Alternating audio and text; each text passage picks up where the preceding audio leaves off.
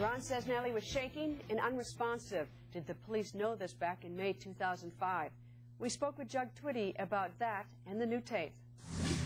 Jug, I saw you so many days pounding the pavement in that hot sun, trying to get information in that summer of 2005. What's it like to watch that Ron Vandersloot tape for you? Gives me great pleasure to see that. I knew he would say something sooner or later, just a matter of time.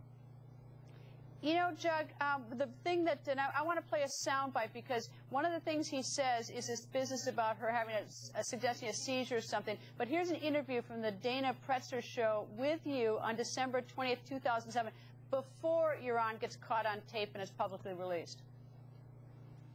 It could have very well been an accident. I know several times when they interviewed me, the police down there, they kept asking me about Natalie, different questions about her, if she was epileptic, and and just crazy things like that. So, it very well could have been that they took her out, they put something in her drink, she flipped out, and she died. Jack, I'll tell you why that makes me crazy to hear that, is because you were asked that question by the police within a short time after Natalie disappeared.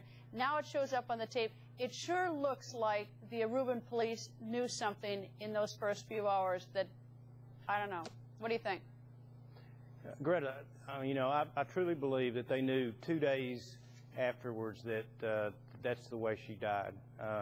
They asked Beth and I that question. We were in there. We kind of just didn't know what to expect. And then 2 weeks later, they took my statement again, and one of the female officers down there took me into a room, and first thing she started out with was, did Natalie, was she epileptic? Did she have any problems with any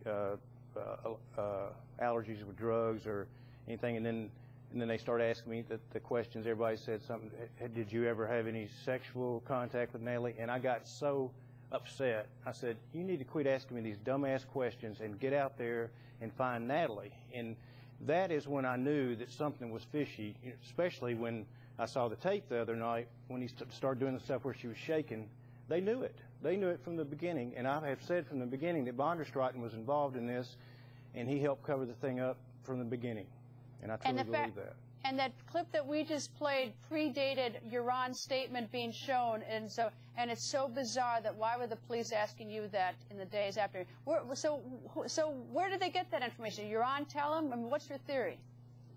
Obviously, somebody told them, and I think that's the reason, that they wouldn't take my statement until 2 weeks later.